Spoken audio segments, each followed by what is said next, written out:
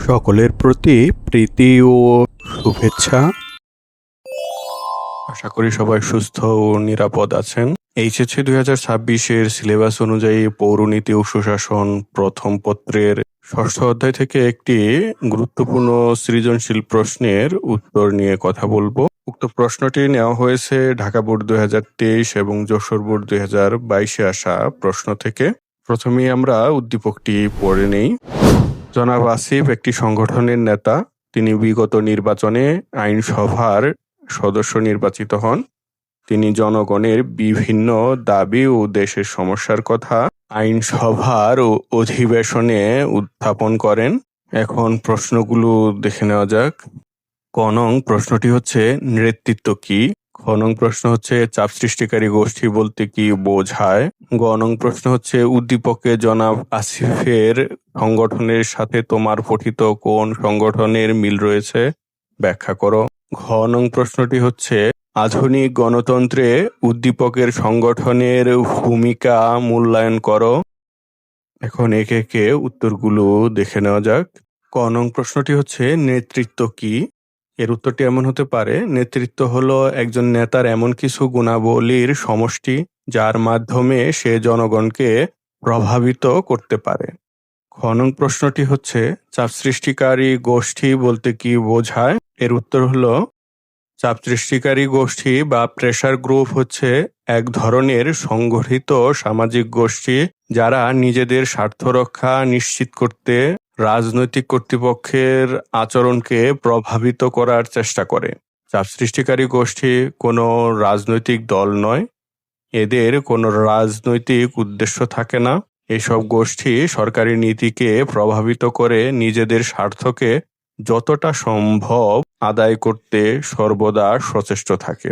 শিক্ষক সমিতি, বণিক সংঘ, শ্রমিক ইউনিয়ন, ব্যাংক কর্মচারী ফেডারেশন, সুশীল সমাজ প্রভৃতি চাপ সৃষ্টিকারী গোষ্ঠীর উদাহরণ। এরপর রয়েছে গ নম্বর প্রশ্ন।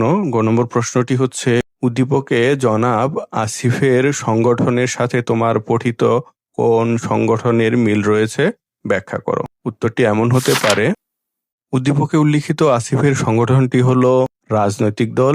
রাজনৈতিক দল হলো নির্দিষ্ট মতাদর্শে সংগঠিত জনগোষ্ঠী যা সাংবিধানিক উপায়ে সরকার গঠন ও দেশ পরিচালনা এবং জনকল্যাণমূলক কর্মসূচি বাস্তবায়নের লক্ষ্যে কাজ করে। রাজনৈতিক দলের সদস্যরা একই মতাদর্শে ও সমনীতির দ্বারা অনুপ্রাণিত হয়ে ঐক্যবদ্ধ হন।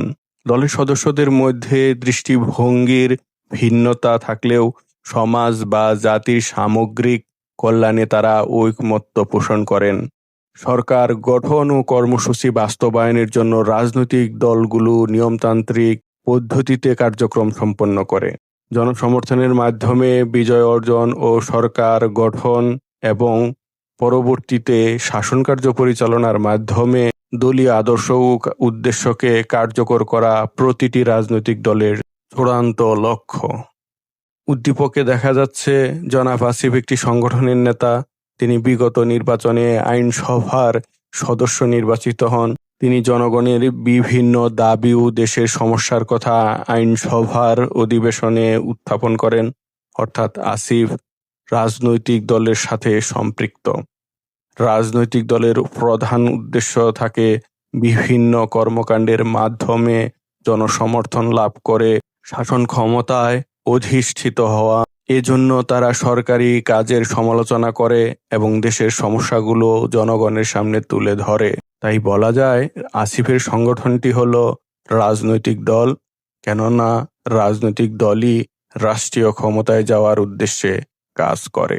এরপরে ঘ নং যে প্রশ্নটি সেটি হচ্ছে যে আধুনিক গণতন্ত্রে উদ্দীপকের সংগঠনের ভূমিকা মূল্যায়ন করো।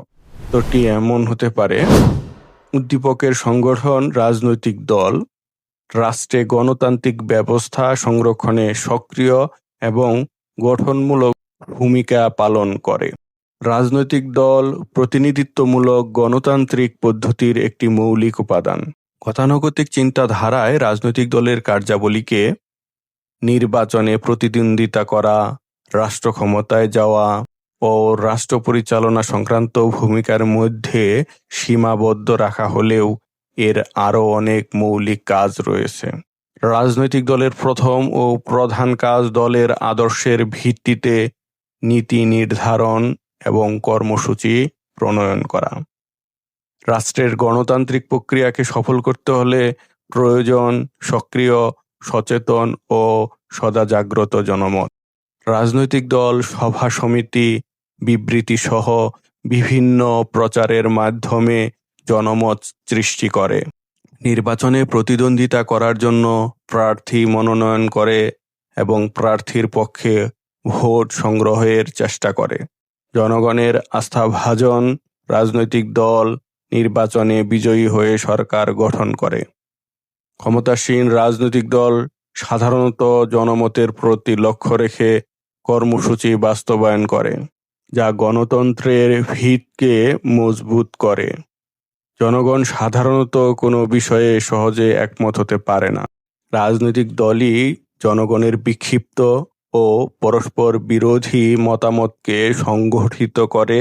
রাজনৈতিক দলের মাধ্যমেই জনগণের অভাব অভিযোগ সরকারের কাছে পৌঁছায় এবং সরকার জনগণের আশা আকাঙ্ক্ষা সম্পর্কে অবহিত হয়। বিরোধী রাজনৈতিক দল সরকারের স্বেচ্ছাচারিতা রোধ করে এবং বিকল্প সরকারের ভূমিকা পালন করে। তাদের সমালোচনার চাপে ক্ষমতাসীন দল সাধারণত স্বৈরাচারী ভূমিকায় অবতীর্ণ হতে পারে না, ফলে রাষ্ট্রে গণতান্ত্রিক পরিবেশ বজায় থাকে।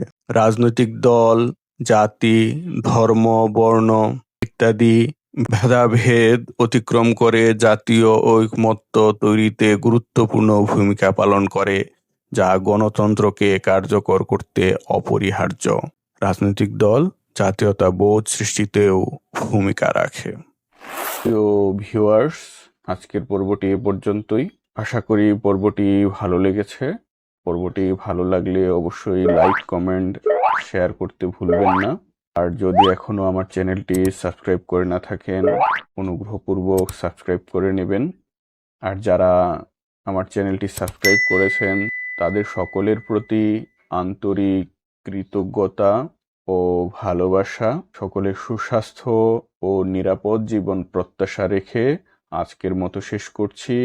আল্লাহ হাফেজ।